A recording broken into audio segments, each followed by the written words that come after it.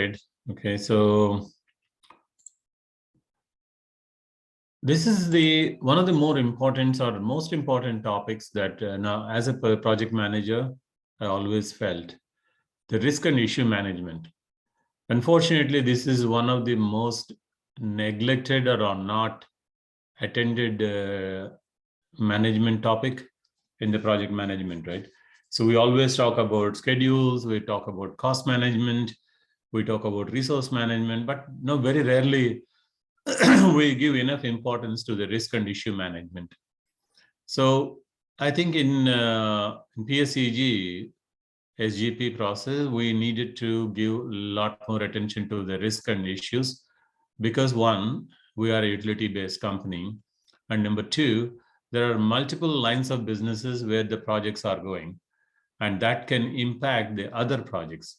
And third point is we have one infrastructure landscape, right? So any landscape that is one platform type, so any changes that are happening to the landscape can impact the projects that are happening on top of that infrastructure. Take an example that, our network updation project, right? The network segmentation project. We are trying to do a huge project, but all the applications that are residing on top of this infrastructure are impacted based on the schedule of that network segmentation project. So let us look at the risk and issue management. How do we expect the project managers to be attentive about the risk and how we want to handle that? So if you look at the principles and overview, right? One is for the improved service delivery. So if you are able to identify the risks and issues and manage them properly, you are going to have an improved service delivery. Imagine that you are supposed to put an application into production next week, and you suddenly identify a risk now, right? That puts the entire thing off. And then you have to go back to the line of business and the stakeholders explaining that, because of these reasons which came up shortly, we are now going to change the schedule, which is not all that good with the LOB lines. So the second thing is aligned with the best practices. So we need to understand that how the project team starts working towards the delivery using the best practices. So that's the number two topic we want to discuss. And then the third is visible to the program stakeholders. Nobody wants to be kept or be blindsided, right? We always want to understand what's happening on the project, whether it is cost or the schedule or the resources, but we want to identify if any possible risk or issue is going to pop up. So as you can see, they can be towers, vertical towers, which are like a cost tower, a schedule tower, and a resource tower, but risk and issues go across. So there could be risk and issues in any of these three towers, and that can impact each other. Like a resource is not available from certain date, or suddenly a resource resigns and moves away from PSEG, that could impact both schedule and cost. So similarly, if let us say there is a schedule change because of something happening on another project, that will automatically hit the resource availability because those resources are taken for some other project, and that also will hit the cost. So cost will almost end up at the end, whereas the two other things that will impact cost are the schedule and the resources. So we need to focus on the risk, issue, decision, and the change request. So when you look at the type of it, each one has got their own definitions, right? A risk is an exposure to the situations that may negatively impact a program or a project in future. Like, for example, this bad thing could happen. So like any storm, right? We expect the storm season, and major storms hit us. They can down the power lines, they can inundate, and they can flood some areas, which may cause certain resources to be redeployed onto those areas, and thereby your project is not having the resources. So you should be able to identify whenever the season is coming up, and then you should be able to identify a risk called inclement weather may impact my project, something like that. An issue is the one which is escalated risk. that means it is turning into a reality, right? That means somebody is, let us say, you're expecting a storm to come. That's a risk you are identifying in the beginning. But come season, notification coming on saying that there is a storm coming across. It started in the Gulf and then it is moving upwards. Possibility of hitting it into the New Jersey area is like 3-4 days. So automatically that has converted itself into an issue. The decision now is going to be that based on the issue that has popped up, what is the decision? Be proactive. Try to talk to your stakeholders and explain them that this is what it is coming up. If the issue happens, this is the remediation measure that we are going to take, which could be even postponing the project. There is nothing wrong in postponing a project as long as you are able to identify the reason for it and how you are mitigating it. And sometimes you may be able to buy the decision in your favor, and sometimes you may not. But still, the decision has to be planned, informed, and communicated across the stakeholders so that everybody is properly aware of the things. The change request. If any of these above things are hitting you, and then you are about to go either the schedule change or a cost change or a resource requirement change, then you need to go for a change request. Right. So this is the overview of the risk and issue management. Most of you know that. We just wanted to give a recap before we go into the specific PSEG way of looking at risk management. Next slide.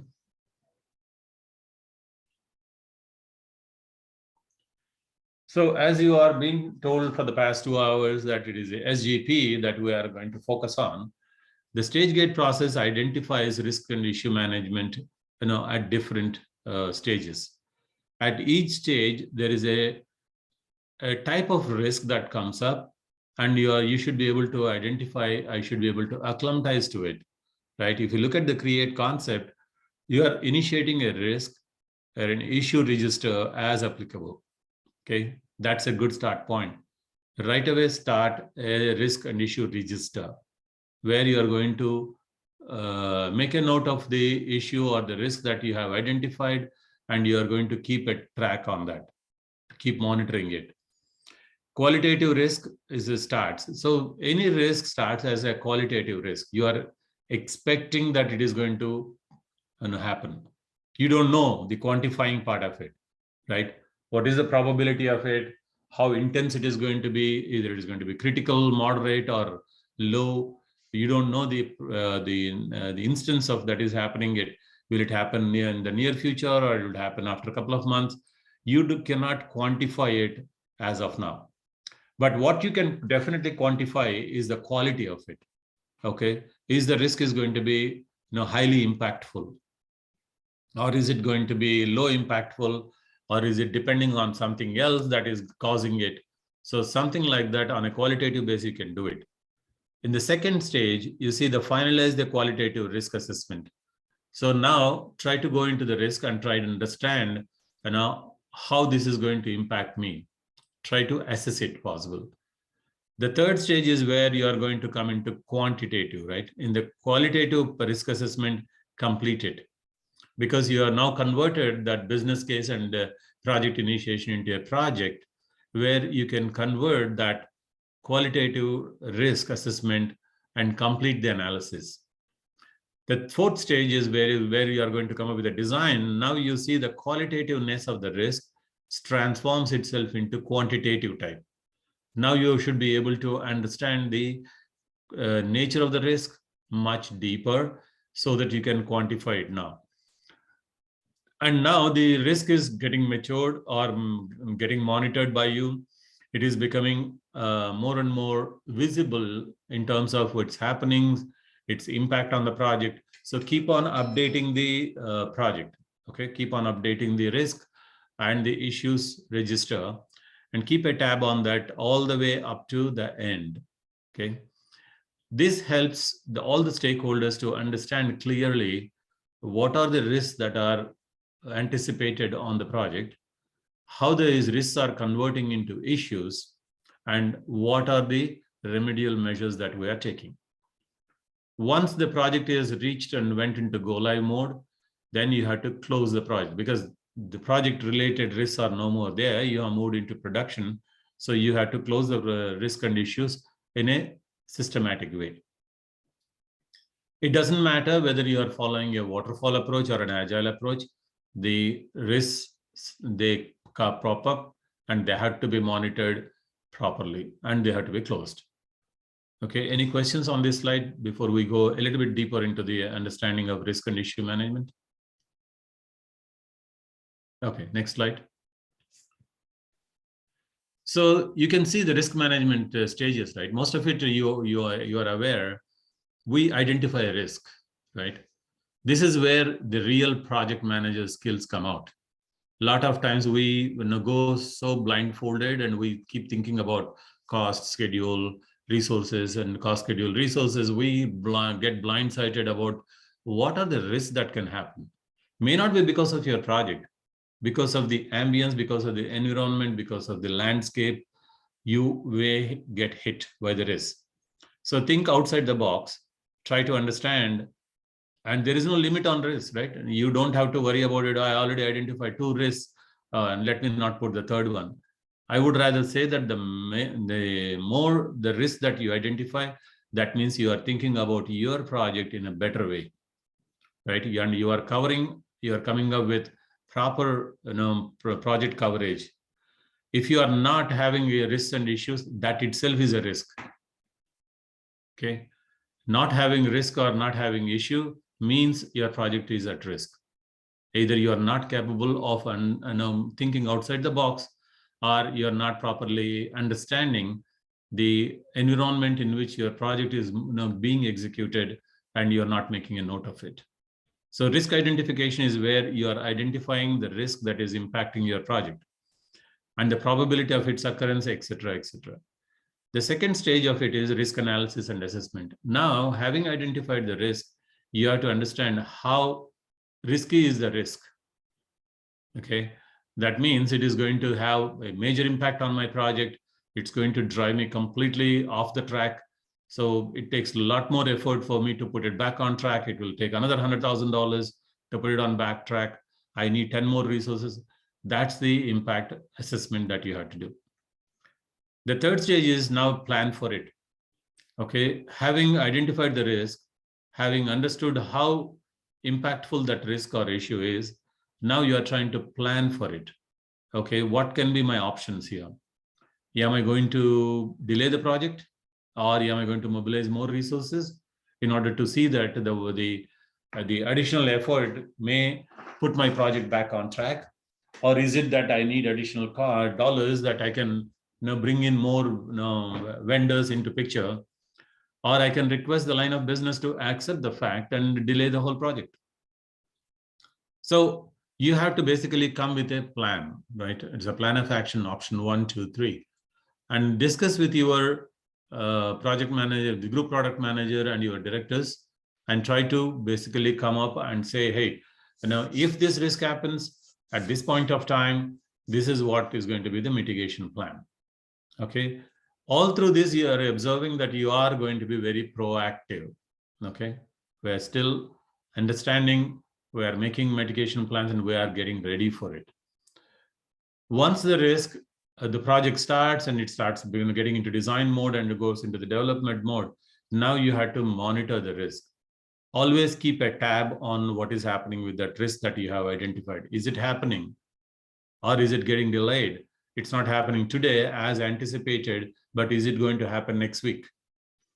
Right? And like a storm is coming, you expected that as a risk, but sometimes the storms can deviate and go into a different direction, or can get delayed, but still will going to happen. So you have to keep on monitoring your risk and keep on updating the risk. So as you are updating the project status report, one of the components, and that is the risk, right? So you have to update the risks that are there on the project, bring that information transparency onto the project status report also. If you have identified more risks, bring in that too. Like I always said, that there is nothing that we are going to say because somebody has 10 risks, his project is bad. Or somebody has no risk, his project is being handled excellently. No, I think it is a reverse. right? So don't be afraid to have as many risks identified as your project and monitor them. Last one is closure. If the risk has not happened, let's say your project has sailed through the storm season, we are on to a non-storm season, then there is no point in continuing with that risk. So you can as well close that risk, right? So these are the 5 stages: identification, assessment, make the plans, monitor it properly and control it. And for last one is the project closure. Any questions? Excuse me. This is Aristide, bro. I do have a question regarding the is a kind of, I can say, the risk management tool. Is like we have a vendor that have a PO, for example, of 60K, and at the end of the day, you have to add dollars on that PO, but the money doesn't come from the risk and contingency. You have enough money on your project. Do I need to do a justification document to add dollar to the PO? So what we are talking here is not risk and contingency dollars. Okay. There are 2 different components, right? Risk and contingency is an estimated dollar amount in addition to the other line items. We have 5 line items, right? We have internal labor, material, outside services, and miscellaneous. And the 5th one is the risk and contingency.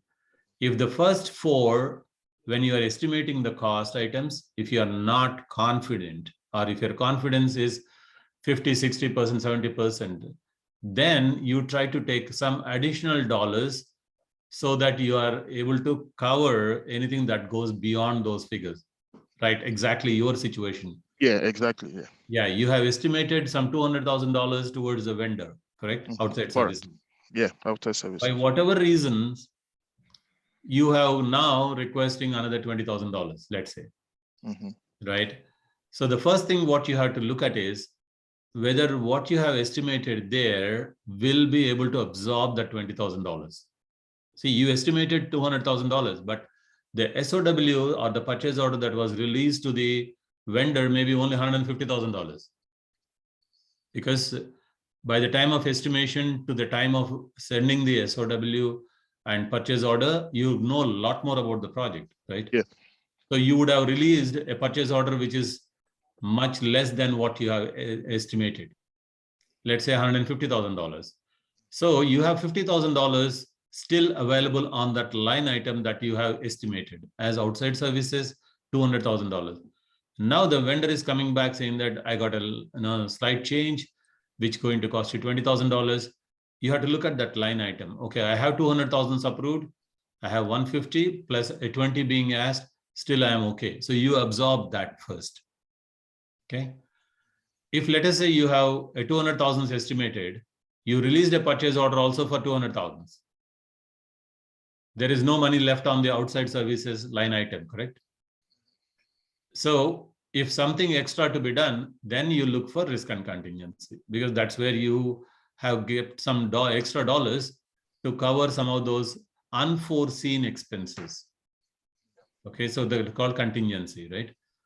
So risk and contingency on the cost side is to cover yourself for an unforeseen expenses that may come up during the execution of the project. That is risk and contingency on the costing side.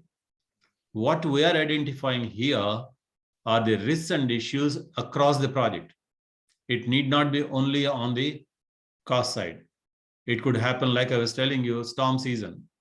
That got nothing to do with your project or any project. Every project in PSEG should have a risk called the storm season coming up, irrespective whether they are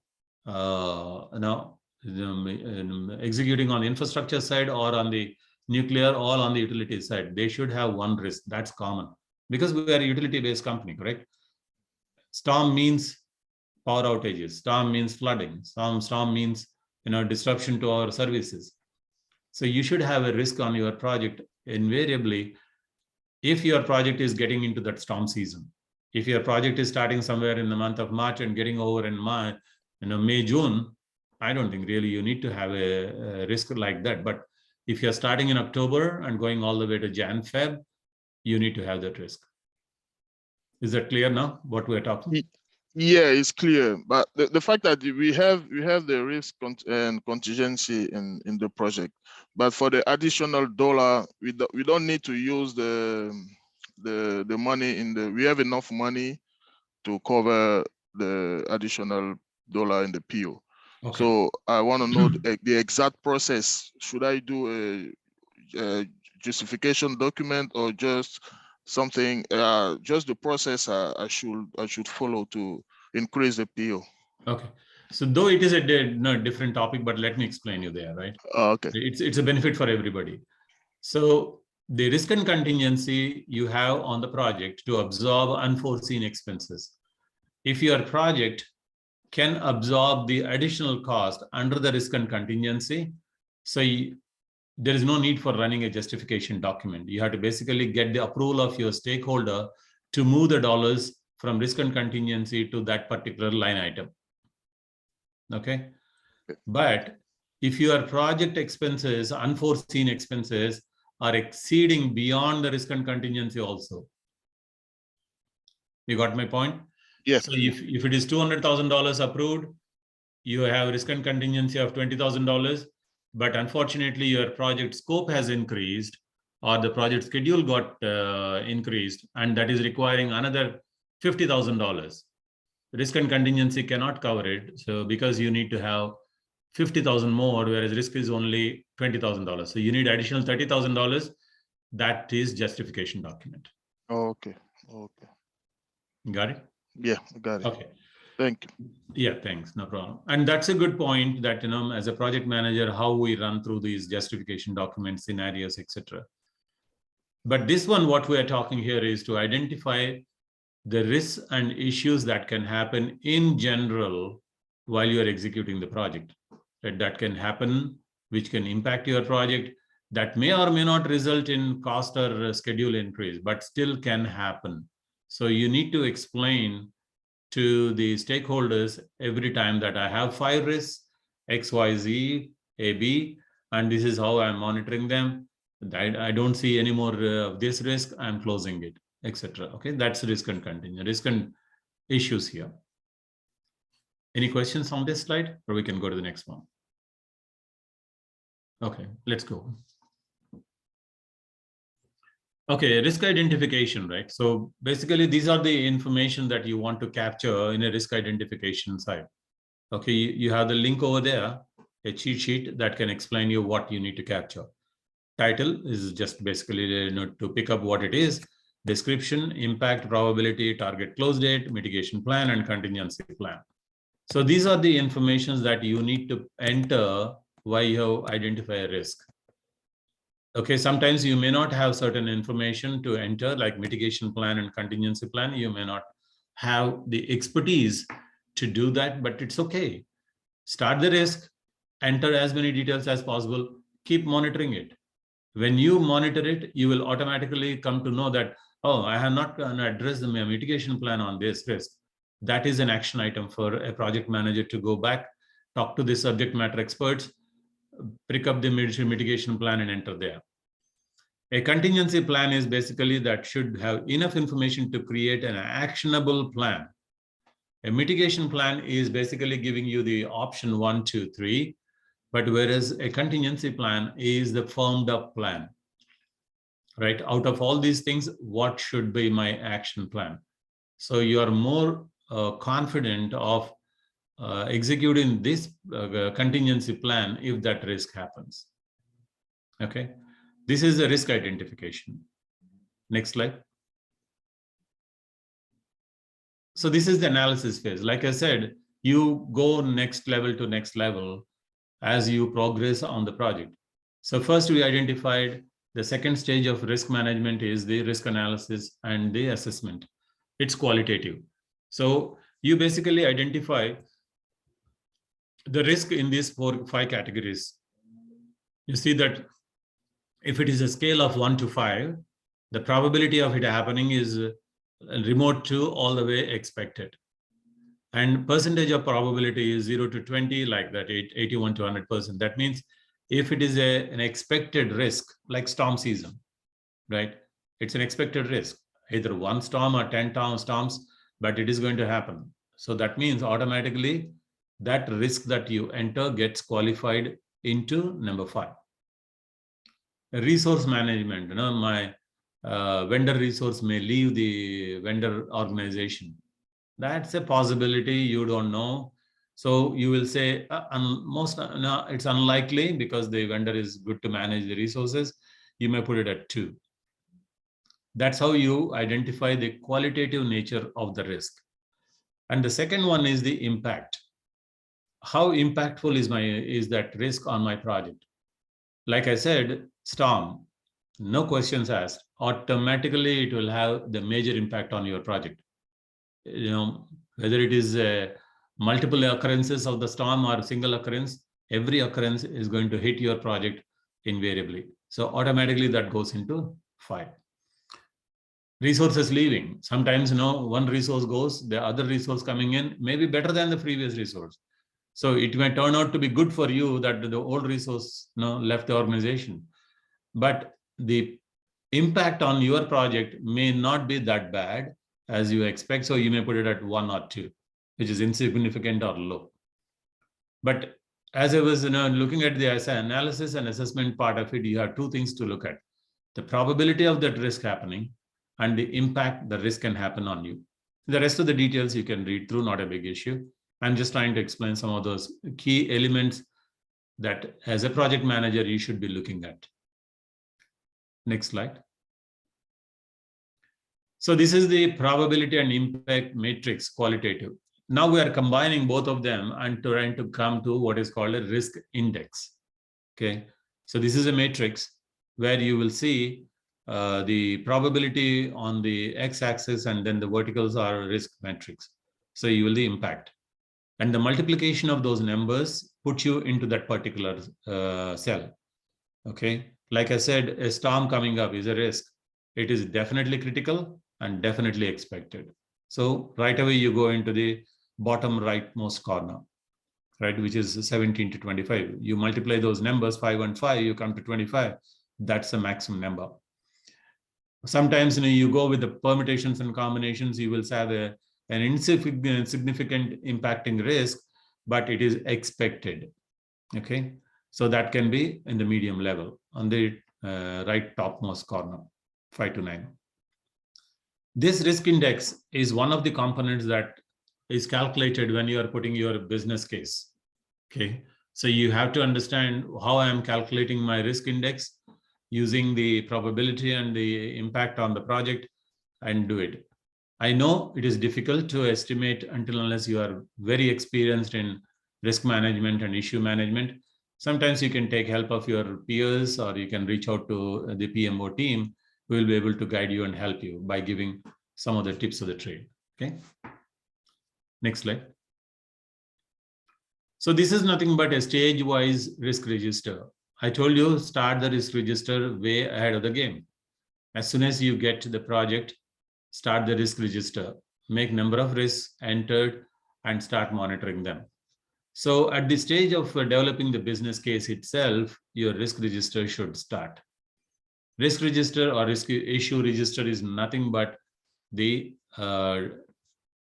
document that is created for noting down your risks, noting down your mitigation plans, your various discussions that happen, what are your monitoring steps, and how do you close it, or when do you close it. So you have the fields that are there on your risk register. What is the status of the risk? Is it still open, or is it canceled or closed, or is it on hold? Sometimes the project goes on hold, automatically the risk goes on hold. And then the rest of the fields, like target close date, risk owner, identify the one thing with the risk owner.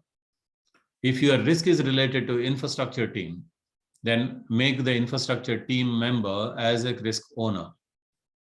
If your risk is based on an unidentifiable thing, like for example, a storm coming up, there's no owner for that. So better you make your group product manager as the owner, but you will be the one managing it. You're going to be the one monitoring it, right? So you keep a tab on the risk register almost like I would say twice a week. Make it a point that you are looking at your risk, you're making an update to that before, and definitely before you are making your project status report. Okay, this is consider this as a prerequisite for your project status report. Go into the risk register, update all the risks, and then reflect the same thing in your the project status report risk tab. Okay, next slide, please. And the same thing, some more steps are considered. This is a developed business case. A register may contain the extensive risk information, etc., etc. So you also give the probability numbers and come out with a final risk score, right? The risk index, what we call. Next one. So when you come into the issue, the RID management, we call it as a risk issue and decision management. We can manage this in your ServiceNow, project information. So you can go into the project. There is a tab called risks. Okay, some of you project managers, you who are already handling the projects in ServiceNow would have noticed that there is a tab called risks. Okay, these are all the tabs that add to your lot of information into the project. So risk is one column. This is nothing but your risk register, where you will be maintaining the list of all risks. You can click that risk, go back into the risk and do the updates, whatever way you want to do it. Also, you can configure your dashboard about your risk using the gear button that is there on the form. And you can move the fields that are interesting to you. You may like to see certain fields like the target completion date. Definitely that is very interesting date that you want to keep a tab on. So include that. Then your dashboard is configured. You can always change the configuration or the look of the dashboard, but this is how you do it, okay? So that's how you manage the risk and issue register in ServiceNow. Moving to the next slide, where we will be entering the new risk. Ayushi briefly covered this during the status report. You have in the risk, you have the new button, the blue button you see in order to enter more risks. So this is going to be very dynamic. I want every project manager to be highly dynamic to keep looking at their risks, and anything that they find out of shape or out of way, note it down quickly. Make it into a risk. And if the risk is becoming bigger and bigger and turning itself into an issue, close the risk, convert into an issue with reference to the risk that you have added. So that's how you manage the risk register, by creating more risks that you identify on the way, on the journey of completing the project. Okay, this is where you are going to use the status. If the status of the risk is low, basically that you monitor it once. If it is going to be critical, you can see daily. So this is what I was telling, that as a project manager, you should be knowing the risk of the nature of the risk, and based off of that, the frequency you monitoring the risk comes up. Got it? Next slide. So now moving on to the project initiation, which is the stage 3. What do we do, right? You come up with, you already identified, you assessed and analyzed it, you came out with a risk register in your project. It does not end there. Now you have to manage it, right? You have to come up with the other steps in that. What are the mitigation plans? So hold discussions with your subject matter experts, get more and more information, add to the mitigation plans. And also you can see whether it is impacting my cost. Because one thing always the stakeholders will look at, the most important thing I would say is the cost. Whether that risk that is converting into a cost impactful event or not. If at all it is converting, what is the impact level? Is it minimum impact, maximum impact, or it is a median impact? So we will be coming out in the next stage, the cost impact. How do you come up with a cost impact plan, and then how do you assess those things? And also you will be looking at the schedule impact. So overall, a risk and issue management is an information center where you can get all the information to your stakeholders regarding the possible risks and regarding the possible impact on the project. Okay. Going to the next slide. Any questions till now? I think now I'm flowing through the slides and trying to explain the value of these slides. Now you are maturing into a cost quantitative risk assessment. We identified, we assessed and analyzed it. We made a qualitative analysis. We moved into a risk register where we even monitored it to an extent of getting the mitigation plans and understanding the impact of it. But now we have to understand how much of the cost impact it can happen. So some of the parameters that you will be taking up are like a probability again, and a 3-point impact estimate. Most of you project managers are aware that we go with PERT when there is a lot of confusion in terms of whether the event will occur or will not occur. In that kind of situation, it is the PERT method that we use, right? And we take the maximum of happening it, the minimum of happening it, and then most likely happening of it. Then we give different weightages, right? 1 times max, 1 times min, plus 4 times the most likely happening divided by 6. So you come up with the impact index. That's exactly the same point that we use for the cost estimate also, which I'm going to show you in the next slide. There you see, these are the methods that we are going to use. The PERT method that I explained just a few minutes back, and the recommended contingency is your PERT times probability percentage. So if you likely have a minimum impact of 10,000, and most impactful of 20,000, and most likely, and then the maximum is 30. So the calculation is 1 time 10,000, 1 time 30,000 plus 4 times 20,000 divided by 6. So that is around $16,000. And if you have the percentage of happening, the probability is whatever is shown there, then you get the index. Let's say it is 50% of happening. So the recommended contingency that you should have on your project is $16,000 times 0.5, right? Around $8,000 you should keep risk and contingency on your project.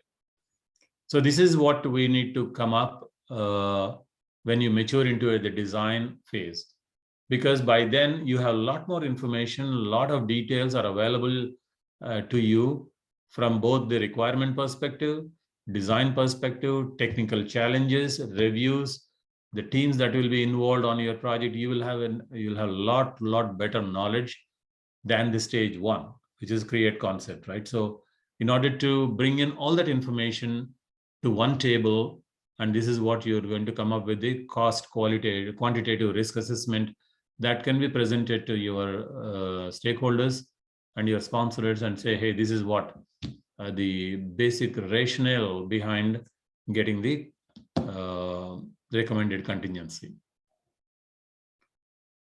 Okay, next slide, please. So these are the different plannings that we can do for a risk, right? So first thing first is you want to avoid it. Okay, that is an easy way that somehow avoid the risk. But certain risks are unavoidable, like storm season, right? I'm taking the example which is very, very apt for our type of projects. You cannot avoid it. So there is no way you can avoid it, means you have to consider that to be one of the risks which you will monitor. Avoidance is basically some of those risks that you can consider that we can avoid it. No? Then transfer the risk. Let's say sometimes what happens is an IT labor, let somebody internally, a subject matter expert is leaving. Okay. So you can transfer it by coming out with a plan saying that an outside services guy, a vendor resource can be procured and that can replace the internal resource. So that's how we do the transfer of it. Or sometimes a vendor himself may lift their hands up and say, hey, unfortunately, my company is going crazy. We can't do this project anymore. So immediately you should say that I will identify an option B vendor and keep them ready so that we transfer the risk. Third is minimize it. Sometimes you may have a situation where you cannot transfer it. So you have to minimize the risk. Okay. Like by having conditions in your purchase order. Like we have conditions in our time and material SOWs that any resource leaving the current assignment, the vendor has to replace the resource in 2 weeks. Okay, so that's a contingency mitigation plan we have. So something like that, you have to think about, the mitigation plan for your risk. The last one is the acceptance. You have tried through all these things. You try to avoid, you try to transfer it, you try to mitigate it, but eventually you failed in all these things. It will happen, no choice for you. Like storm, accept it and come up with action plans. Think that there is going to be storms, there are going to be power outages, there are going to be floods. You will be hit because right you are into the season that is going to happen that bad. Then accept it and prepare yourself to cover those the risks. Okay, there are certain examples, and you can always look at the assessment in terms of the cost and the potential monetary impact that your project may have. The last stage is the risk closure. So having journeyed through the project, you might observe that, okay, I have done the project, we are good, everything went into production and we don't have to worry about it. So the risk is no more happening, let's close the risk. Or sometimes, like I said, you cross the storm season, no more storms coming up, and then you are good to go. So then close the risk. There's no point in keeping the risk open. Instead of that, close it out. If the risk is becoming an issue, that's a red alert. That immediately shows that you have to jump to action, because an issue, it means it is happening and it is going to hit your project quite badly. So you have to immediately get on with the action plans, convey to your stakeholders, convene with your project team members, come up with plan of action and go for it. Okay, these are the most important points that you need to know. Risk management is a key effective project management tool. Every project has to have risk. There's no choice that I don't have risk. No, that itself is a risk, like I said. So go through these main points that I was talking to you, and then that will help you to be cognizant of the importance of risk and issue management. Next slide. That is the last one. Okay.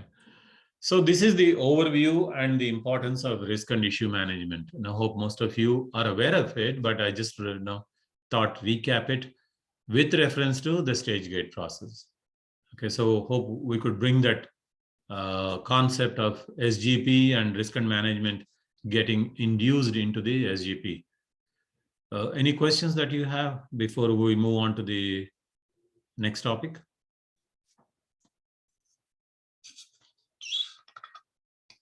Okay, good.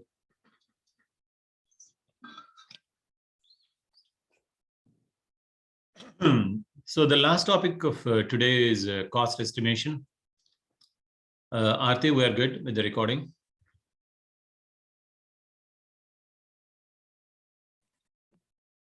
Yeah, Naren. Okay, good. Yeah, I know the last deck is with me. I will be navigating. If you let me share my screen.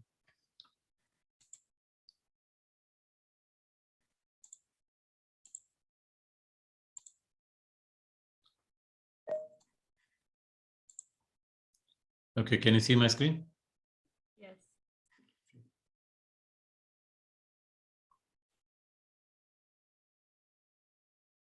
Guys, can you see my screen?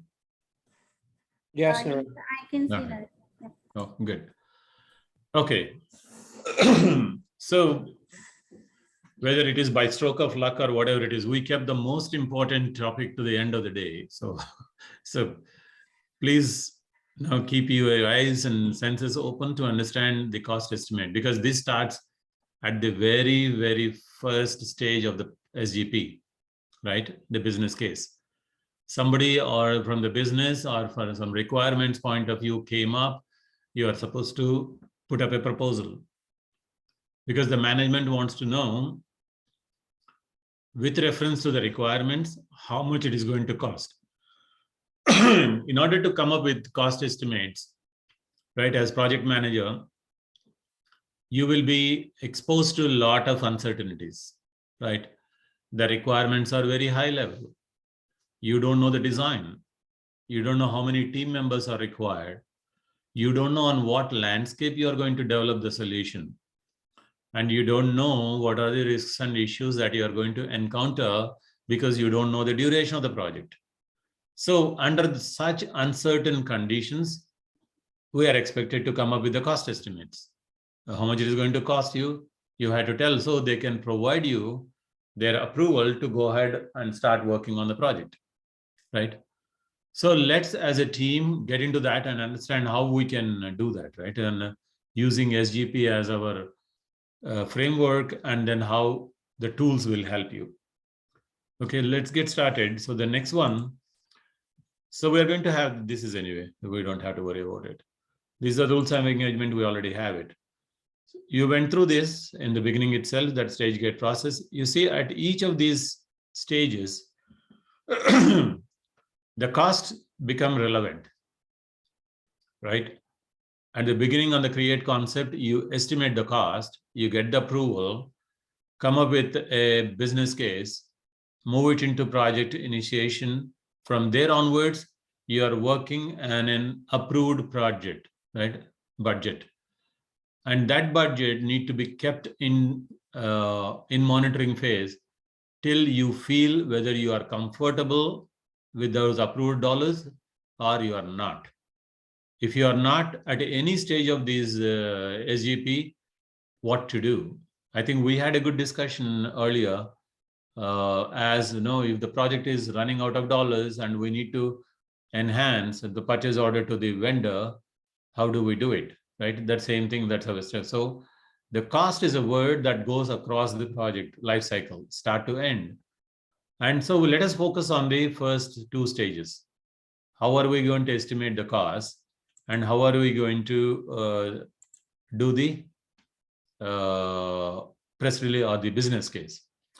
So as you can see here, the playbook purpose is basically to estimate the cost. For formal gated is to provide input for the investment decisions via rough order magnitude cost estimate. An ROAM is at a very high level cost estimate in the project management, provides the stakeholders and the decision makers a rough idea of the project cost required to create or modify the assets and evaluate alternate plans.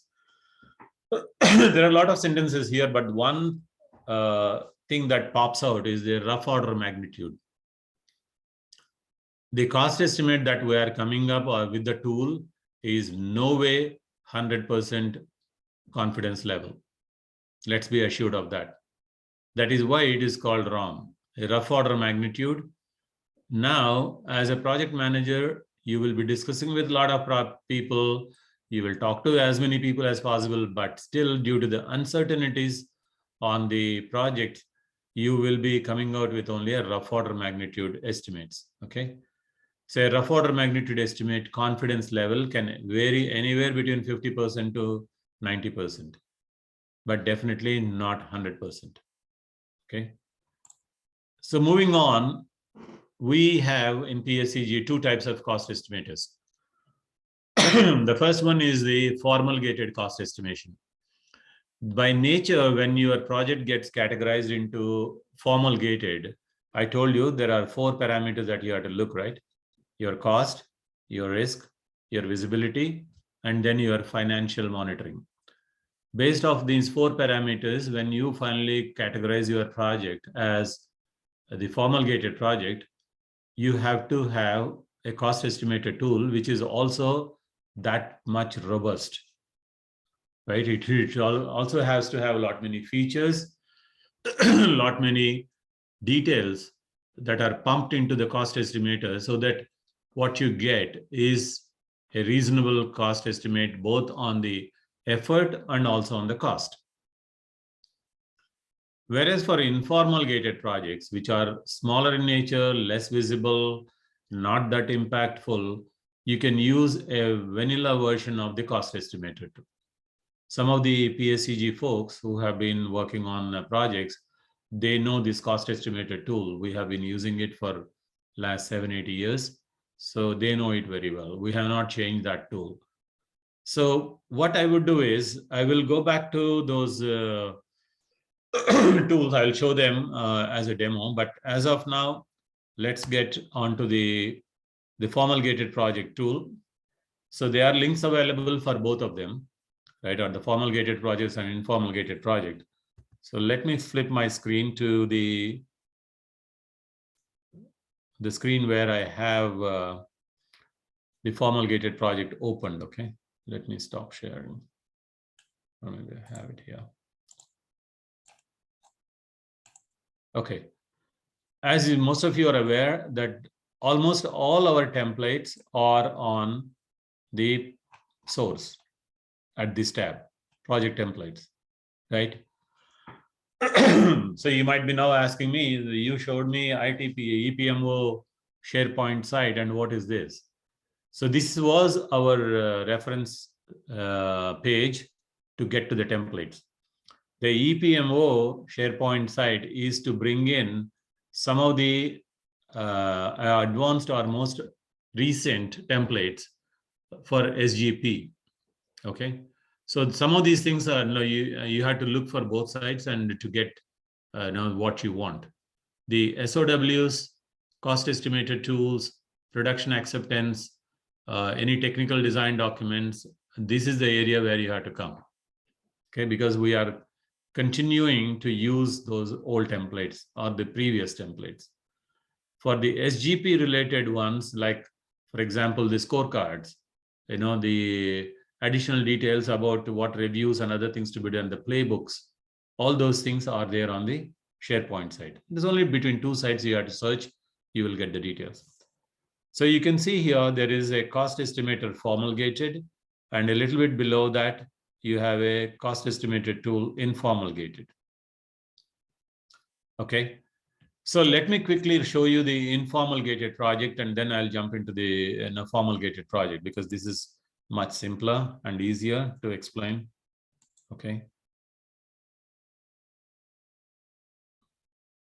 Okay, so this is having only like 5-6 tabs. So there is nothing much on the document control. You just type out the details, enter that when you're entering the first revision, who is the author. If you are revising it, enter the details of the revision and rationale for the change. Then go into the instructions tab, you will know what to enter in each of those tabs. Okay. Then you have to go to the LOB labor in order to provide the line of business labor. Please be sure you are not entering any IT labor here. You are entering only the line of business labor who will be used for your discussions in terms of business requirements, design discussions, UAT. You have to put their hours here. Okay. And then the detailed estimate is the one where you are going to do the estimates based on the phases of the project. You see, for example, I'm going here, I'm plan analysis. I'm going to use 108 hours. Between what roles or what activities you need how many hours. So a total of this should be able to match the top over here.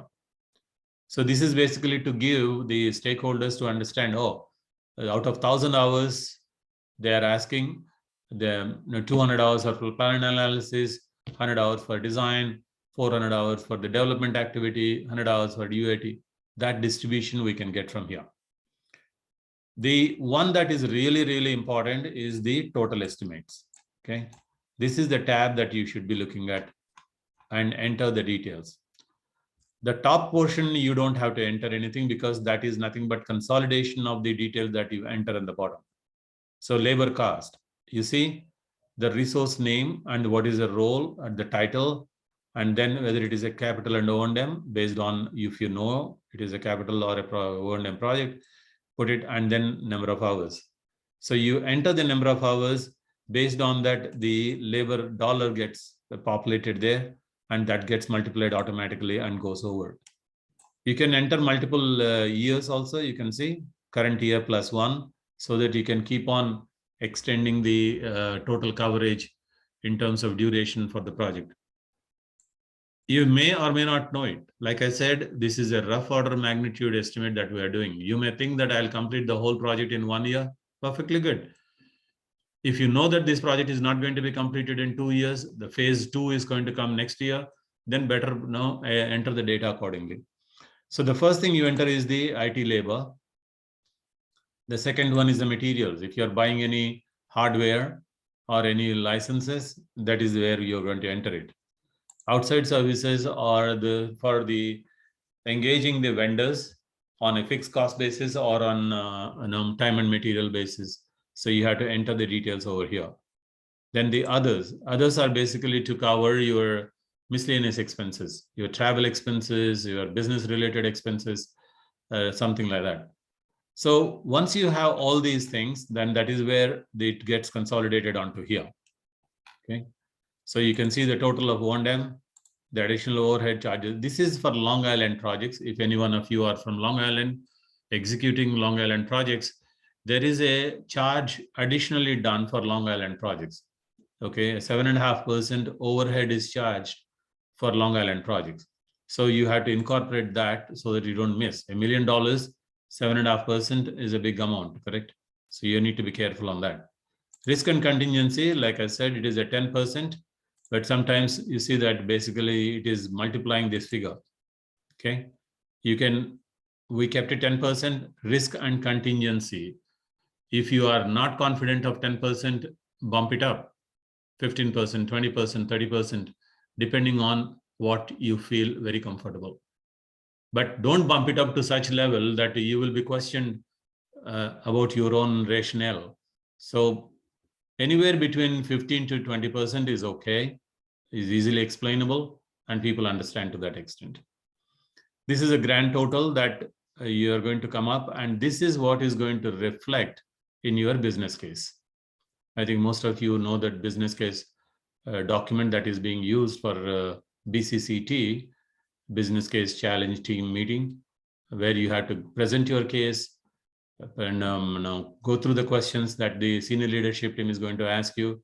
If they are happy and satisfied, they will approve it. If not, then you go back and provide additional details. Any questions on this cost estimator? Okay, Yeah, Naren, Manny here. Question. Yeah. Do we go to capital review for this or no? You should, right? Because in order to have either it is a capital or O&M, so first you can put the dollars and then go back and explain to the capital determination team, do you consider this as a capital or this is an O&M bifurcation? So then accordingly shift them around. Okay. Got it? Good. Okay. One more question. Is the capital review board part of the stage gate process? They are one of the determination review teams, right? They are not, like I said, I think I wanted to add you one point at the end, but anyway, when you see the stage gate process, right, there are multiple stages and gates. There are certain horizontals that are going to come and impact you. Okay. One is the security horizontal. Second one is the architectural review team, that is being called the Center of Integration. So they are going to come and start putting their restriction that at every stage of the project, you need to get their review and their approvals. The third could be your capital determination, right? They may come very playful at the beginning, but then once the project is approved, they are okay till you come back with a justification document. If you come up with a justification document, there again, if you are asking capital dollars or O&M dollars, do you have to go for URB approval? All those different approval authorities, that is going to be another horizontal. So we are going to enhance that slide, what you saw in the morning with these horizontals. It is under progress. We have not finalized with those teams yet. Okay. So you can see SGP is a core process, right? And all these processes that are around it, like satellite processes, There is a security process, there is a Sarbanes-Oxley process, there is procurement, there is an infrastructure team, there is a architectural review team, integration team, like that. Those processes will be integrated into SGP. You're absolutely right, Manny. Okay, are we good here? Then we can move on to the formal gated project, the cost estimator. Okay, so let me move on to the other one, the formal gated cost estimator tool. This is also another Excel sheet. We have not made any system-based costing tool yet. Okay, by the way, this is a costing tool that was suggested by KPMG based on the industry best practices. Okay. Most important features about this cost estimator tool is it accommodates a lot of real life scenarios. Okay. It accommodates probability of that particular cost happening. It accommodates complexity of the project solution, right? And also it accommodates the number of components that you are approximately going to develop. And also it is going to accommodate the risk and the issues that may happen on this project. So taking all these things in a more realistic approach is what makes this cost estimator tool applicable to formal gated projects. It will be an overkill if you use this sort of a tool for a $100,000 project, right? You will go nuts. So instead of that, we have categorized it very clearly that only projects that are high budgeted, high risk, high visible, and highly financially monitored projects will go for formal gated projects. And it makes sense because those projects need to go through every stage of it. That means there is a lot more scrutiny on those projects. And that's where we need a lot more details in the beginning of the project itself. So just I will run through this quickly for you. This is always available to you guys to look at. And if you're using and if you want any help, assistance, let us know. We will work with you. So this is the guidelines you have. So the first tab is going to explain you what are all the different colors that we are using and what are the different tabs that we use. You see the brown, blue, yellow, and no fill. So each one has its own things. The brown is a field that is required to be populated. Okay. And the blue field is a calculated field. You don't have to do anything. It has formulas and the macros built that will automatically calculate the value of that cell. A yellow colored one is basically the one which is populated that has updated and the color scheme has changed to highlight a specific data selection. If I were to highlight something, that is where it is yellow colored ones. Okay, input required there. Then a no fill is basically informational cell, okay, like these cells. You see, these are informational.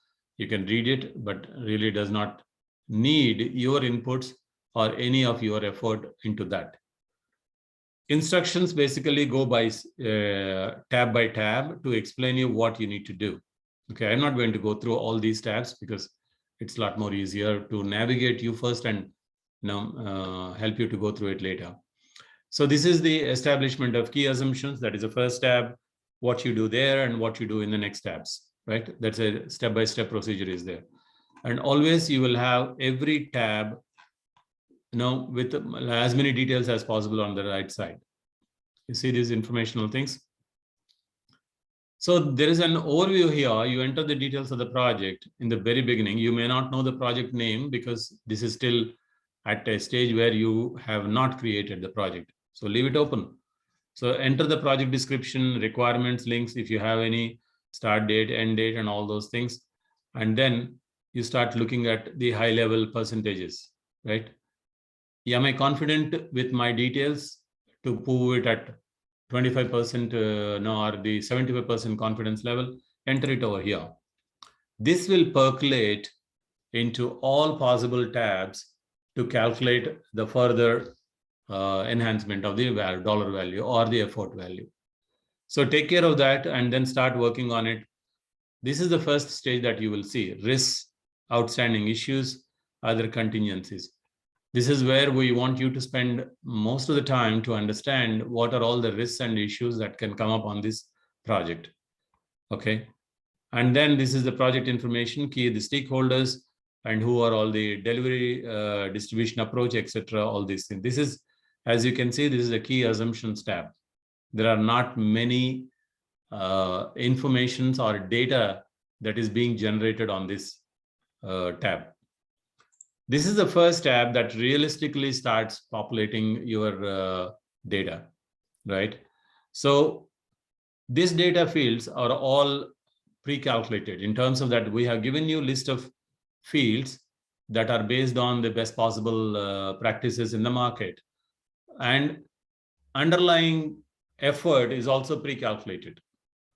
Okay, so like for example, say you are developing a web-based solution like my account, or the PSEG main screen is being modified. Okay, now let's go into the details. So one of the subject matter explained that, oh, I will be modifying 2-3 screens. The screens are very complicated. They are not interacting with any other screens. They're standalone screens, something like that. So based on that, then you enter the details, right? You see the complexity. As I was telling, there is a lot of inputs that are required in order to become more realistic. So we get let us say I have a 4 to 6 screens being developed, and that will be medium. Okay, put it over the number there. If it is a custom code development is required, or is it a standard package software solution? Like a vendor is giving you a software solution that you just install and use it, then you enter in the details over here. So you can go through a lot of things. There is a facilities, what sort of facility you need, process and workflows, trainings and how many hours of training that you are going to now give to your end users or your own team members, etc., etc. So once you give all these information, enter here, then use the word copy inventory. The copy to inventory means this information, whatever you have, flows into the inventory tab. That's a tab 3. Okay. This is what is going to calculate the workforce related activities. You can see that there's a work item type, the complexity, is it a new or a modified? What is the complexity in nature? And then these are the blue ones that are going to be your baseline hours.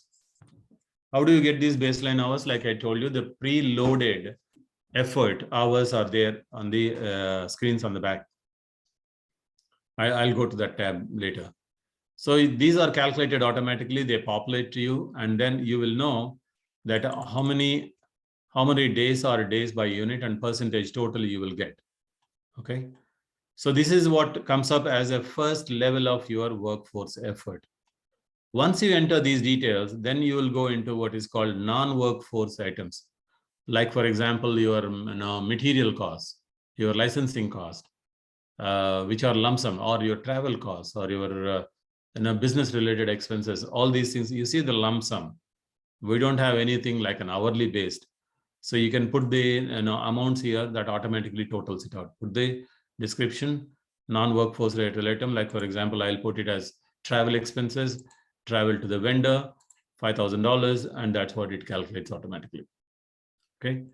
So now with these two tabs populated, it will go into what is called project complexity. So now you are going to understand by activity of the project or the type of the project, what type of complexity is involved. Okay.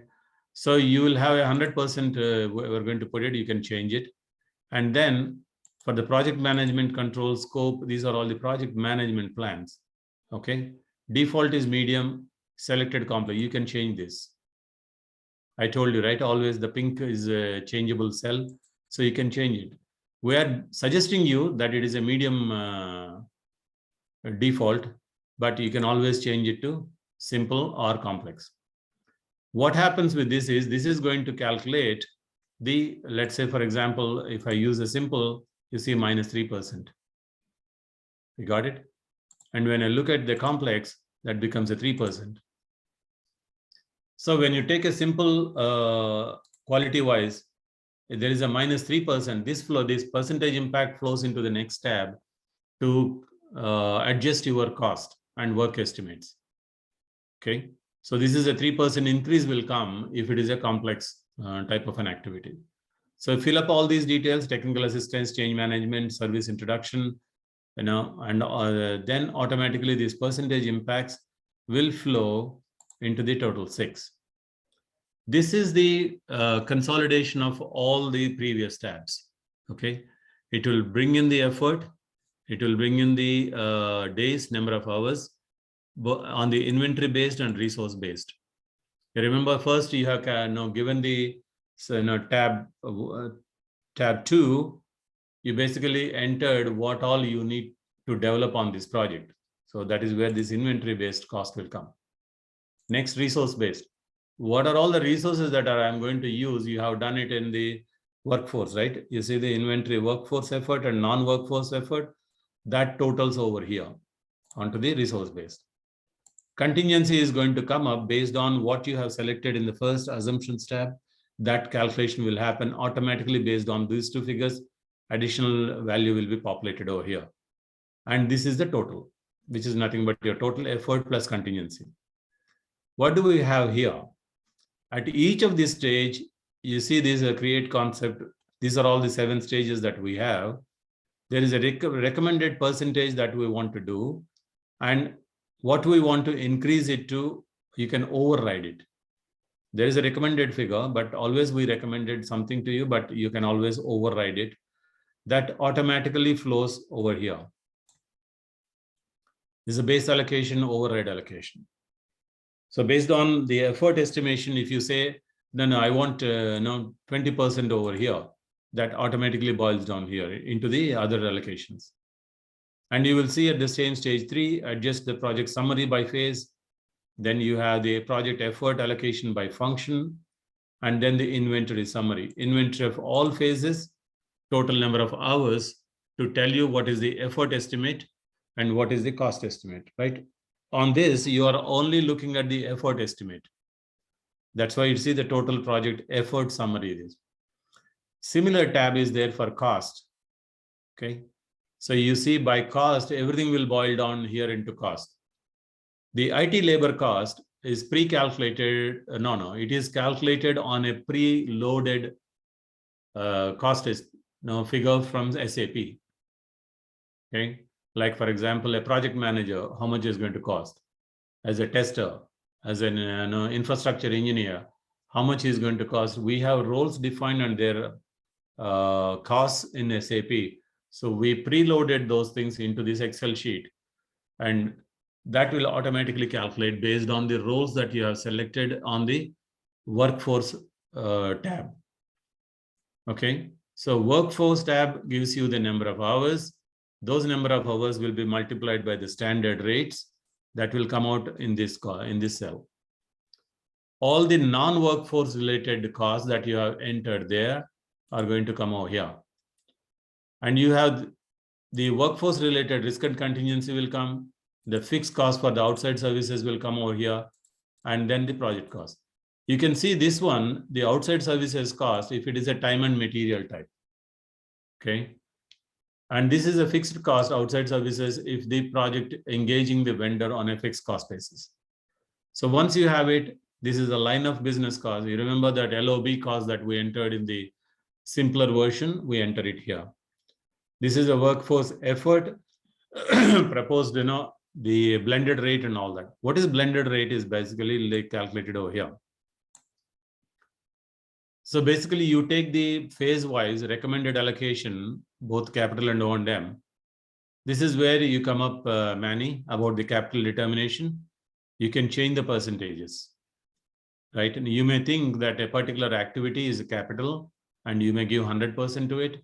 But when you go to capital determination, they may say, no, I can only accommodate 50% according to the accounting rules. You have to change the percentages here. That automatically reallocates the cost to the O&M and capital. And you have these hourly rates and allocations, and then category effort rates. These are all calculated based on the stage gate process and the product hour, the role that you are going to select, and then the director. Director is basically informational, not really is going to impact the cost over here. So this tab 6 gives you the effort. Tab 7 gives you the cost, the project cost, right? This is the project cost that you are going to finally input into your business case. Okay. The total cost summary is going to be your one of the components that go into your business case. And this will be the supporting document for the cost figures in business case. The output summary is going to be pre-populated from all those tabs into here. And you can see concatenate and all the formulas are written here. So you don't have to touch anything. This gets pre-populated based on the previous tabs. So you may see certain other tabs which are going to be explaining to you the work item type and the complexity help. So whenever you see that there is a the work item type, you can come to this tab and understand that. Hours per unit guide, these are the preloaded effort from the best practices in the market. Okay, so then you have the resource rates that were loaded from SAP, as I was telling you, and the frequently asked questions. We have collected as many frequently asked questions as possible from people who have attended the earlier training sessions, and then we have provided over there. And this is the change history in order to maintain how many times you have changed these cost estimates. Just maintain a history over here. Okay. That's an overview of the cost estimator formal gated. Any questions? That would be not an appropriate one because you have questions definitely on this project. But like I said, once you start using it, you will get a lot more familiar with it. And any hand-holding required, any assistance required, just reach out to us. We will be able to help you for your cost estimates. Okay, so that is the cost estimation module of this training program. Anything that you want to get a lot more details or any questions you have? I see in chat there are a couple of questions. At this point, should the person who is filling out this form should know if the estimate is O&M capital? Okay, you ask the question, Manny. That's okay, good. Okay, so that's where we end the training program today. As we said, we are recording this program, and this recording will be available on the ITE PMO SharePoint site and also on the M Drive, I think, right, Aarti? Not sure yet on the M Drive, but yeah, on the SharePoint, we will be sure. Yeah, but we will communicate to the team members, Yeah. right? Okay, good. So we are done. Anything else, please let me know. And so we are at 4:24. We're giving you back 25 minutes. And